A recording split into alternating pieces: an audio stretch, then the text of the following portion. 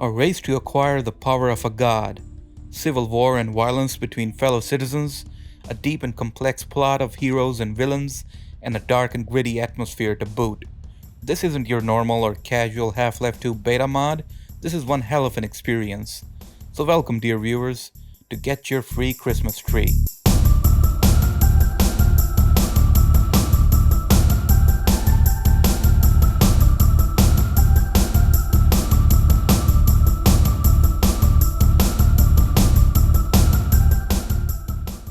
Last year in January, Volume 1 of Get Your Free Christmas Tree, or GYFCT as I'll be calling it from here on, was released.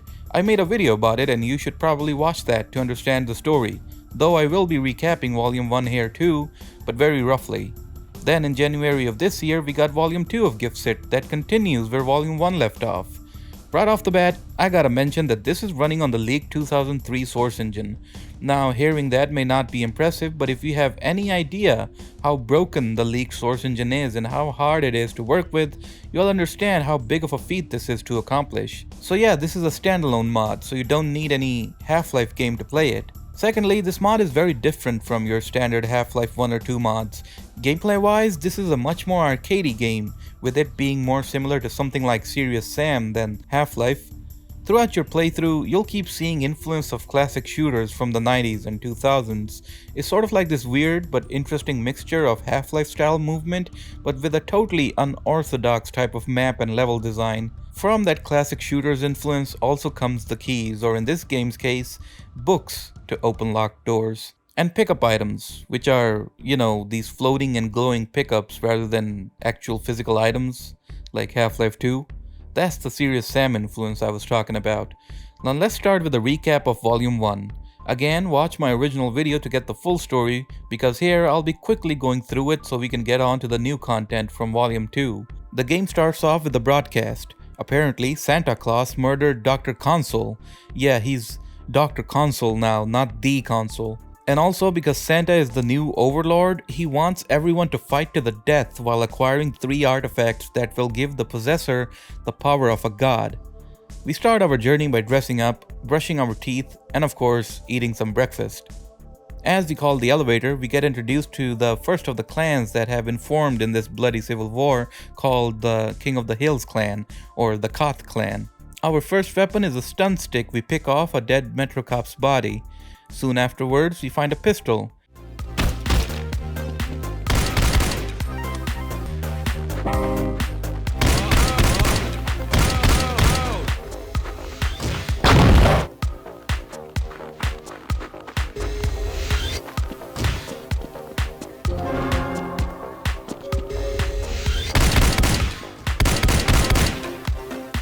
This level pretty much sets the tone of how the rest of the game will play out. You got the jump pads, the books I mentioned earlier, how the pickups look like and work, and all that good jazz.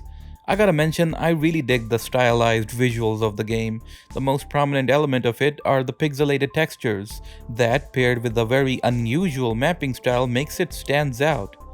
And also, after every map, there's a results screen like Doom, which is a really nice touch. Outside, we get ganged up on by more Koth clan members.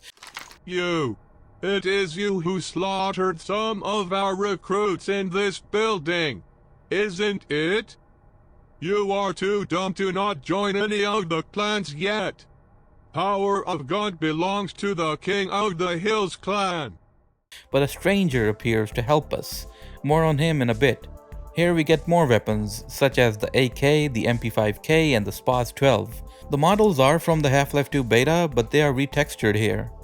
So we, the protagonist, are pretty much on a mission to get the artifacts, and as we try to get out of the city, one of the Metro Cops stops us and forbids us from going cause it's too dangerous. We make a deal that if we help him out clearing an alien-infested building, he'll let us pass. I like how in the midst of all this madness, this Metro Cop genuinely cares for the citizens and wants to turn this part of the area into a safe space for anyone who don't want to join the clans and fight each other. Also, if you didn't notice, this is the free TV's map from the beta. What I also liked about the map design in this game is that they aren't a linear thing to go through. Most if not all maps always have multiple areas and routes to take, and a lot of them have secrets to find which either reward you with supplies or with an Easter egg. So in this part of the game, you're just blasting Koth clan members while you go towards the north of the city, where it's even more deadly. Along the way, you'll see different types of locations like rooftops and tunnels. The next significant thing that happens is when you jump down from the subway and get into this watery area. Here you have to get a repairing manhack to unlock the keypad. Yeah, there's also the element of key codes you'll often come across, so you'll use those to open up locked doors. This part was cool looking. You can see the chains going up and holding the citadel in the air. You once again see the charger that helped us, but he runs inside the manhack casino. Yeah, it's a casino in this universe. As the bouncer tells us, it's a literal manhack casino, as in only manhacks can get in along with the scanners and drones and no one else. We see the charger again before the bouncer gets a call, asking him to let us pass through. Wait, hold on. Hello? Uh-huh. What?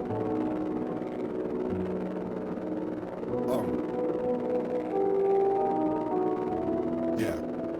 Human, green clothes, gets mask, no signs of any clan.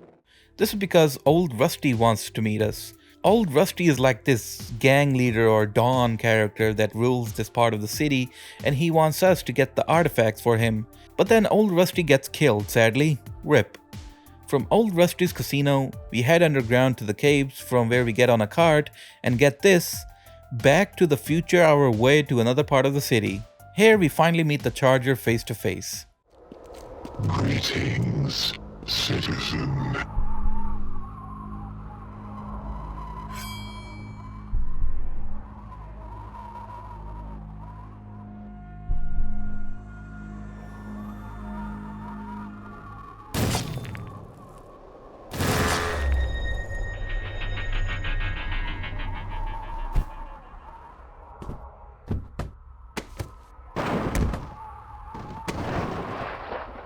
Basically, his name is Rudolph, as in the reindeer, and he was helping us because he wanted to save us as his last since we're powerful. This here is a boss fight. Basically, you have to destroy these 3 drones before you can actually hurt Rudolph himself. All the while, his backups are these wasteland scanners who hurl grenades at you. This fight looks intimidating and is actually a little challenging, but on a normal difficulty, I don't think it was that hard. As long as you keep moving and be aware of what you're doing, you should be able to clear it. Afterwards, we learned that Rudolph was being mind controlled by one of the drones, and since we destroyed it, he's free now. Now we get a choice. Either kill Rudolph or team up with him. Killing him isn't recommended because then he will be missing from the rest of the game. I always team up with him. Because look at him. That's the look of someone I trust my life with.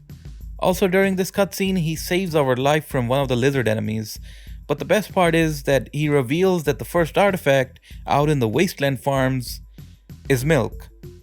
Yeah, one of the all-powerful artifact that will help its possessor become a god. It's plain old milk.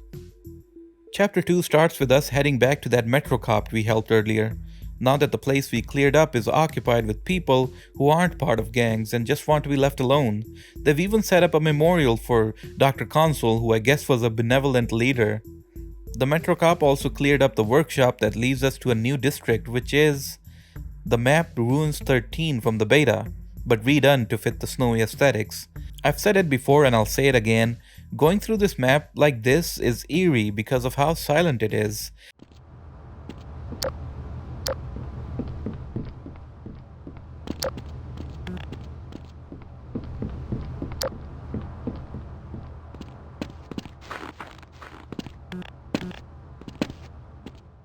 There's secrets here, but unfortunately I wasn't able to uncover them.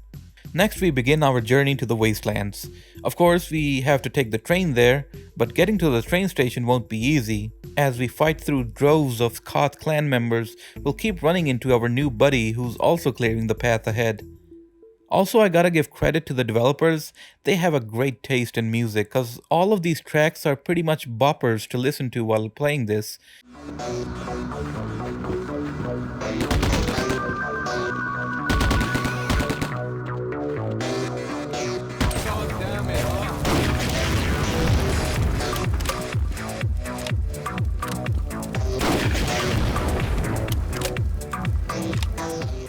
Of course, I was using the copyright patch with my installation, but even then, the tracks were awesome.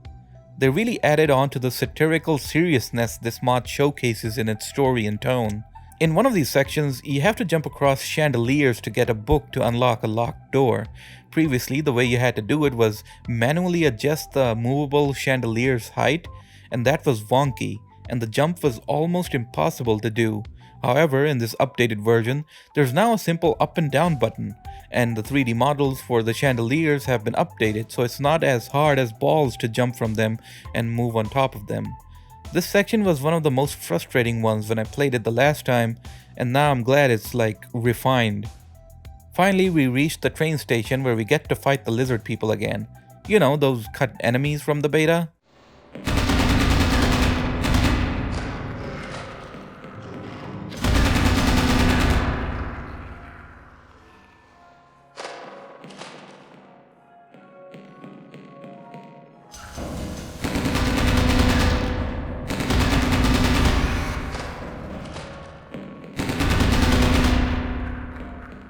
We activate the train and head out into the wasteland.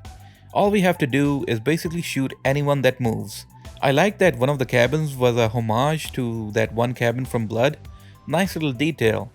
At the end, we try to cool down the train's temperature, but Rudolph says that won't be enough.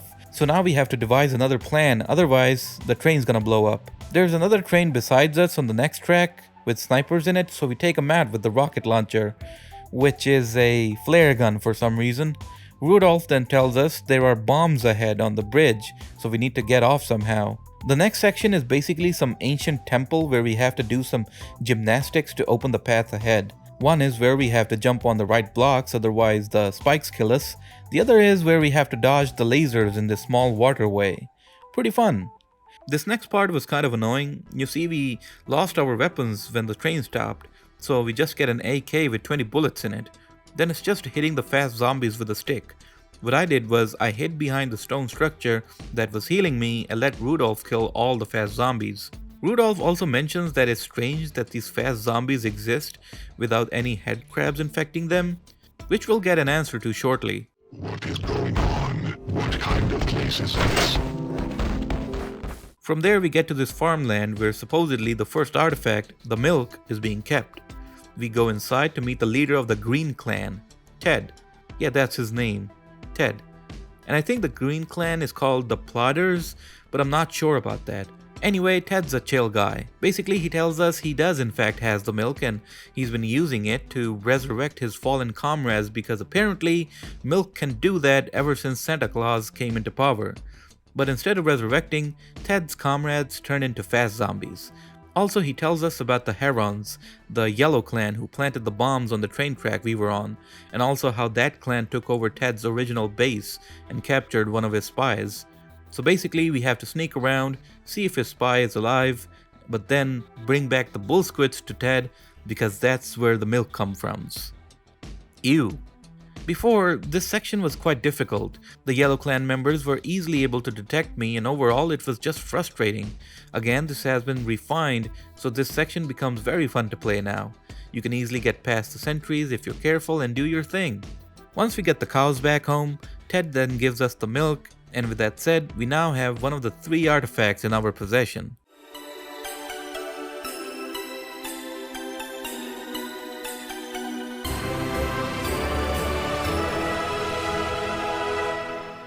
From there, Rudolph transports us to somewhere near the air exchange. I liked this bit, as the fog reminded me a lot of those FPS games on the N64, and the icy textures were just so charming to look at. This section is basically a trek towards the air exchange. Along the way, we'll be fighting antlions, fast zombies, and the herons. As we near the end of the level, we get attacked by a helicopter, which is an APC with rotors. This is the most hilarious thing I've ever seen. We get into a fight with the APC copter, then we take it down, and this is where Volume 1 ended. Now I gotta say again as a disclaimer, all of this was a recap of what Volume 1 has. There's way too many little details, jokes, easter eggs, secrets, and a lot of enemy encounters I left out on. But yeah, when I played this for the first time, it was absolutely awesome. And after waiting a year for Volume 2, let's finally get into it. We start off from the entrance of the air exchange. Rudolph tells us that the air exchange is this tourist attraction that Dr. Console and Old Rusty made for the people, even though it is still the air exchange that messes up the atmosphere, and also that we need tickets to enter. I love how the mod takes its nonsensical story so seriously, like it fully sticks to the bit. While we're in the tram that takes us to the facility, a cutscene plays that shows Noro, the leader of the Herons, who sends his henchman, the Combine Guard, after us. Of course, he looks like a Combine Guard, but he's actually something Noro built himself. In the tram, we get a call from Noro, and he talks a lot of bullshit basically. He's practically insane. Then goes on about us teaming up with him and taking on everyone else, and that we should betray Rudolph because he's using us. You get a bunch of dialogue options, and I stuck with saying no to whatever Noro wanted and siding with Rudolph instead. Of course, then he threw a tantrum. Do you think you're better than me, huh? I built this whole thing myself! I got the whole factory under my control! Ted and the red one found you stupid milk. You didn't do anything. I built it myself. Me! Who the hell are you? You come in here, you come to me, and now you're commanding me! Yeah, this is not the air exchange you remember. Keep in mind, this is supposed to look like a tourist attraction too. So we try to get into the elevator to get to Noro, but the power is out. We now have to go and turn the power back on, and I really liked the instrumental that plays in the back here.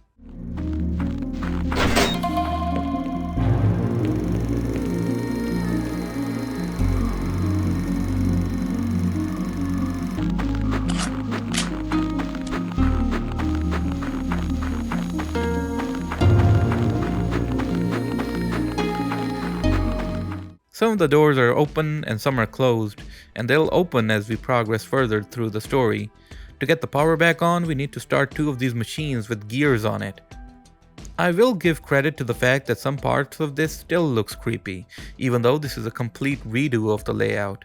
This part here was very nifty, where you have to look at the cameras to get the key code to the locked door. When we enter the elevator, Noro, the conniving bastard, does this. No, not so fast. The elevator only goes one way.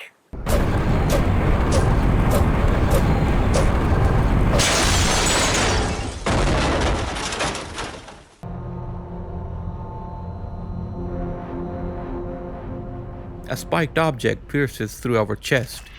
This is certainly the end of the story. But then, a bucket of milk falls on top of us, resurrecting us from certain death. Yeah, remember, this is no ordinary milk. This milk can heal people who are on the brink of death. From this point on, we can find the milk in the maps to put in our inventory. What it does is basically what the totem does in Minecraft. As soon as you die, you get brought back to life. It's sort of like a second life. Now we have to find the 3 books to open the locked door ahead of us. First, I went for the blue book. There was this hippie-trippy looking parkour part.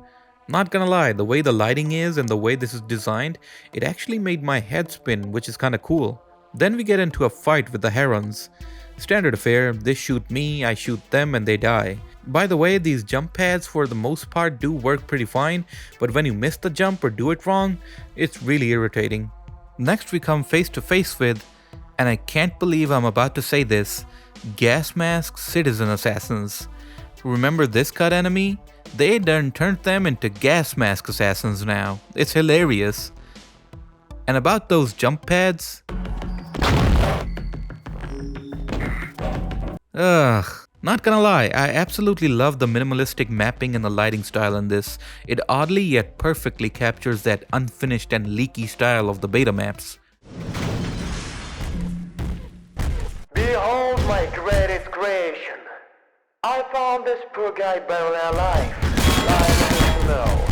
And now he's not only alive. This isn't the actual boss fight with this big guy, but actually a sort of like a sequence. The door to get out has been locked, so now we have to unlock the 3 blockers and get out. The dude is fast as hell and punches the shit out of you. I think he does around 20 to 25 damage per punch. And he's scary too, the way he walks fast and charges straight at you. Anyway, we escape from him, but then get stuck in another big hall. Here, Noro says, "Let's dance," and a literal dance floor lights up on the floor. Again, I love this, it's so goddamn funny. But he didn't mean like actual dancing. This dance involves fast zombies, radical gas mask citizens, assassins, and of course stalkers. This section was cool and all, but I feel like it runs on just for a tad bit too long. Like after a while I was starting to get a little antsy and hoping this would end soon. Once that's over, we finally get the blue book and head back to the lobby where we crash landed. Next I headed for the red book. The sections for the red book involved a lot more running and gunning compared to the previous one, along with some parkour as well.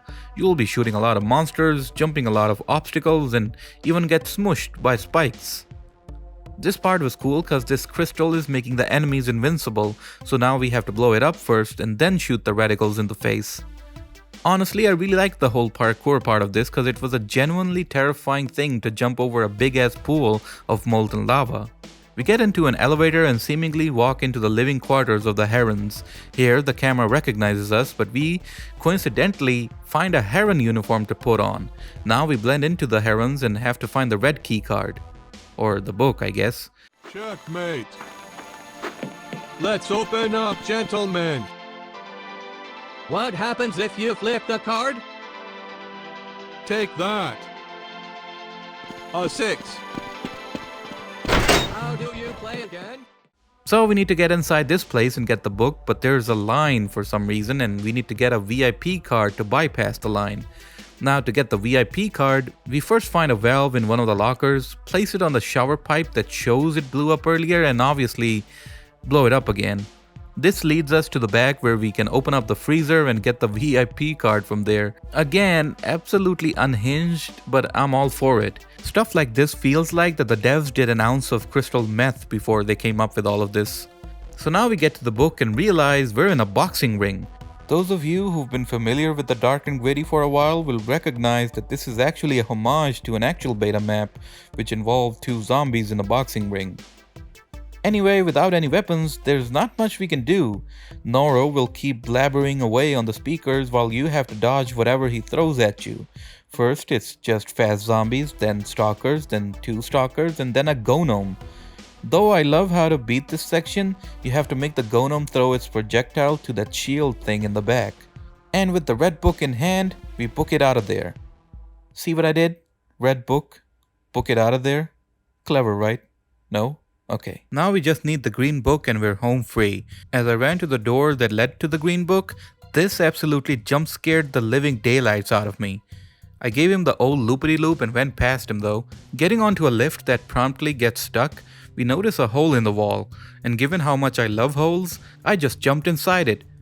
There we can find this strange ancient architecture and heaps of Zen flora and aliens and this strange symbol again that we saw in the temple before. Anyway, by the end of this, we get a Zen crystal that we can use to materialize or dematerialize these glitchy chains. It's a good bit of puzzle solving, nothing too complex, but definitely makes you scratch your head. We delve further deep into the caverns where we find the green book atop of one of these structures, but then we get frozen and see a hallucination of some monster. Putting the last book in, we finally open up the door. And here, we're finally able to turn on the power of the other elevator so we can finally get back up. We see a note from Noro saying to check the office, where of course, we just find him on a monitor. Guess what? I'm done playing games. I've got some news for you. Wanna hear them?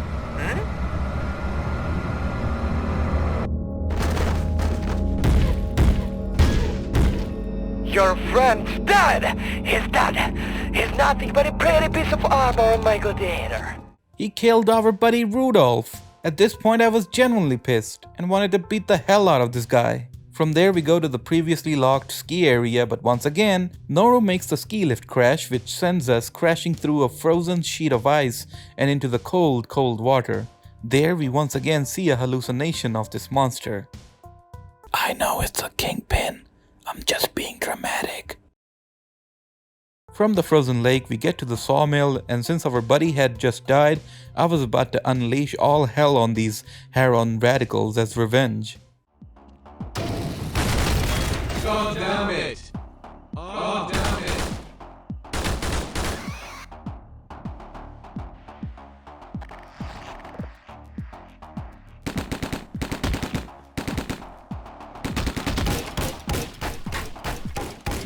Here we find the powder gun. Right now its main attack is basically shooting powder particles, which basically does moderate to high damage, but the particles also ricochet around the room as well, though it does get a pretty nifty second attack later on.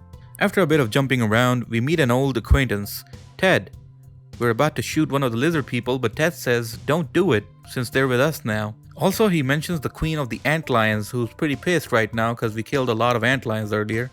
This cave section was really cool looking. The textures with the green lighting, the stalactites on the roof, and the general layout of it all, it was awesome. Ted's AI, however, was kinda iffy, and also I accidentally killed him, so I had to reload an earlier save file. Ted leads us back to his home base, which is pretty cozy. Here we can see the plotters and the lizard people hanging out, but something's not right. Then Ted mentions Dr. King, and by Dr. King he means this kingpin we've been seeing.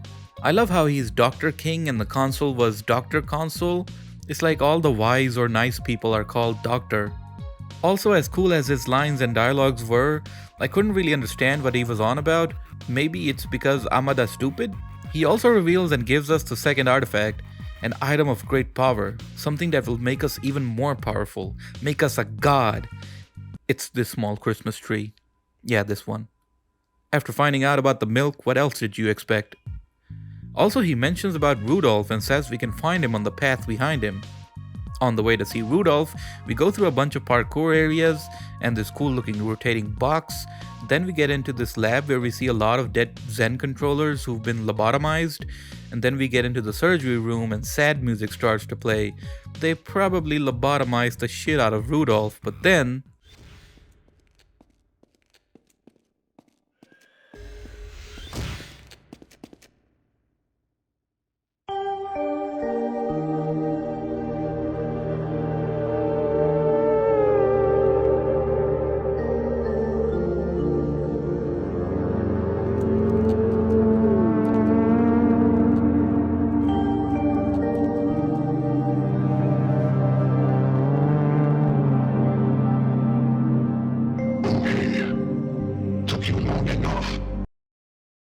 Rudolph is alive! Hell yeah! Because of the Antlion Queen, the place is starting to fall apart, so now we have to get out. And since Rudolph is weak, he can't use his teleportation.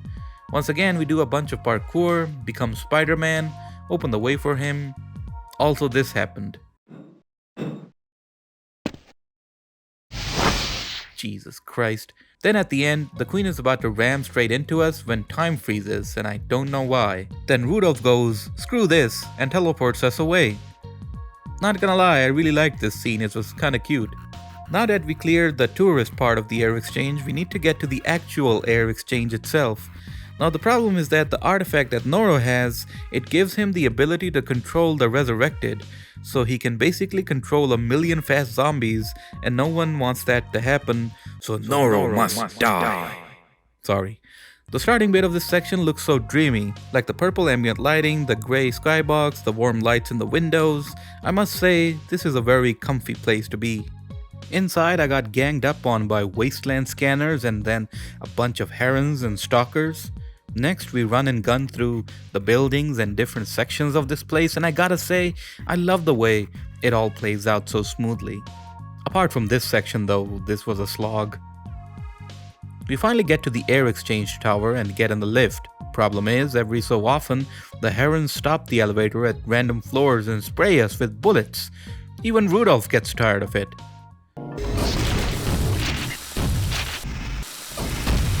Anyway, we finally reach Noro's residence and find the final artifact. A cookie. Milk, cookie, and a Christmas tree. Damn. Now the final task is taking down both the air exchange and Noro. Here we discover the secondary attack for the powder gun. You can shoot cookies with it, and that makes the enemies convert over to your side. We use it on this fast zombie and that helps us open this gate, but then I had to put it down since it kept attacking Rudolph. Then we take another ski lift to go up to where Noro is. Seems like the amusement park continues all the way up here as well. So yeah, I wanted to check out the Kingpin stuff in the artificial facade while our buddy goes to the other attraction.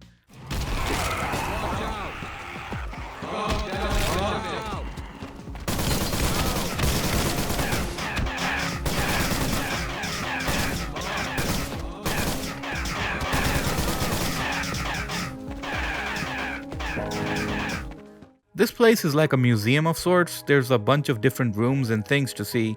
This one hallway has a bunch of lore stuff in it, and surprisingly, it gets revealed that Ted was once the supervisor here.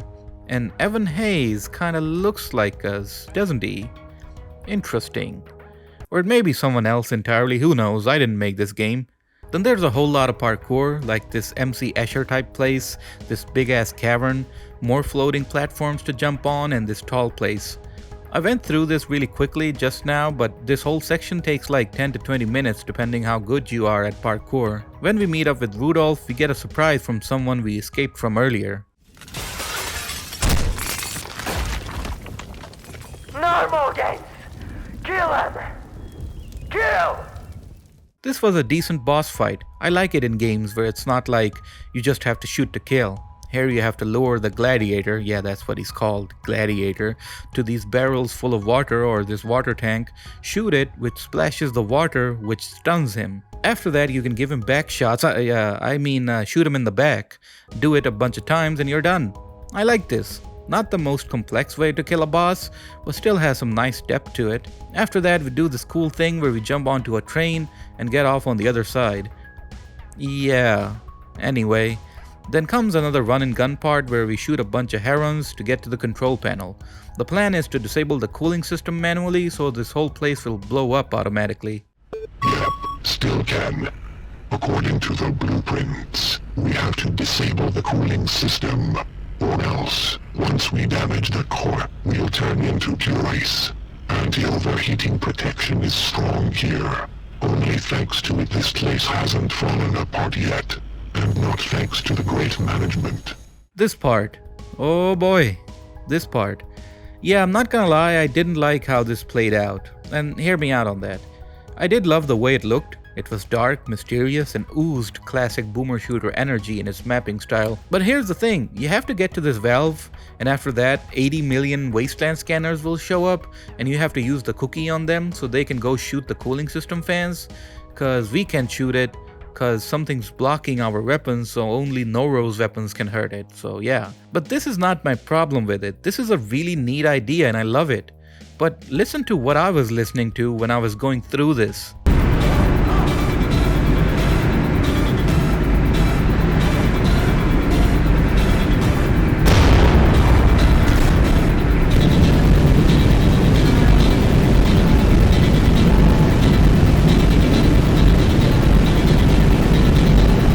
That loop, the constant shaking, the 80 million scanners, man, this was a surefire way to get me a headache. Great idea, but the extra effects are definitely too much. As soon as the core explodes, we get teleported to this Zen place. This section was cool to see. You get a bunch of different little areas with its own purposes, and it didn't take me long to clear this. You have to get these 2 bugs on the alien structure and open a portal and get back. With the air exchange blown up, we finally get to the climax of Volume 2.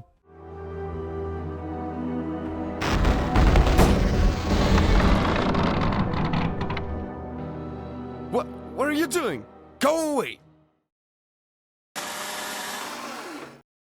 You're ruining this for me! You're not helping at all! Get out! You, trust me. We got this. Now come on, show some action. So, are we left alone for once? Well, guess what? I was preparing for this moment this whole time! The boss fight with Noro is not gut-punching hard, it's ball-busting hard. When it starts, it definitely is easy. Dodge his rockets, shoot him with yours, and Rudolph will keep on giving you medkits. So that's good. But boy, when he reached half health, that's when the shit hits the fan. He goes crazy and starts spamming rockets at you, like straight up non-stop barrage of rockets. This took me like 5 to 6 tries to beat, but man, I was literally trembling with rage when I got done. I legit wanted to jump in the game myself and beat the shit out of Noro. You know what I think is the problem? I feel like this center structure, the way it's made, it's really hindering the player's ability to take cover. Like at the bottom, it starts out like a sphere, so it's easy to walk on, but at the peak, it's a 90-degree platform that you have to jump on rather than walk on. That always messes up the timing and the jumping for me. That one thing being smooth might fix this whole boss fight, I think. I don't know. In the final cutscene, we do get the choice to either kill Noro or leave him there. I chose the third option, where we actually talk to him and tell him the error of his ways. I don't want to exaggerate saying this, but I think this whole dialogue is very well written. Like, it's genuine advice that the protagonist gives to Noro, something that can be applied in real life. So props to whoever wrote these lines, cause I genuinely was not expecting this mod to have actual deep meaning dialogues like this. And it's a pretty long cutscene, so I'm not gonna show all of it here, but it's pretty cool. At the end, we walk out of the air exchange with Rudolph when the scene cuts to Santa Claus grinning. So yeah, Volume 3 is gonna be where this whole story ends. And with that, we end Get Your Free Christmas Tree Volume 1 and 2. This is one hell of a unique mod, I gotta say. It establishes a comedic and satirical tone right off the bat, and its consistency with its mapping style and gameplay is awesome to say the least. Apart from the few hiccups you heard me talk about during the very end of the game, I don't think there's anything else wrong with this mod. It's fast-paced, gets you going through different types of sceneries, so it always feels fresh. While it is a beta-themed mod, it doesn't really follow that original storyline or even the maps we see in the leaked files. But the mod does its own thing and it does it great. And again, I gotta mention the fact that this is running on a 2003 leaked Source Engine build, which is an amazing thing to achieve. Overall, it's a must-play mod for any Half-Life fan that wants something different from the usual Source mods we get. It's funny, it's fun, and it definitely is dark and gritty. And that's all for this one. Thanks so much for watching, and a big thanks and shout out goes to these awesome benefactors shown on screen. You watching the videos and supporting the channel gives me the motivation to make more videos like these. So thanks again, and I'll see you in the next one. And there goes my voice. This voiceover took like 3 hours to record, so I hope you really enjoyed the video. Oh god, someone send me some cough syrup. Ah!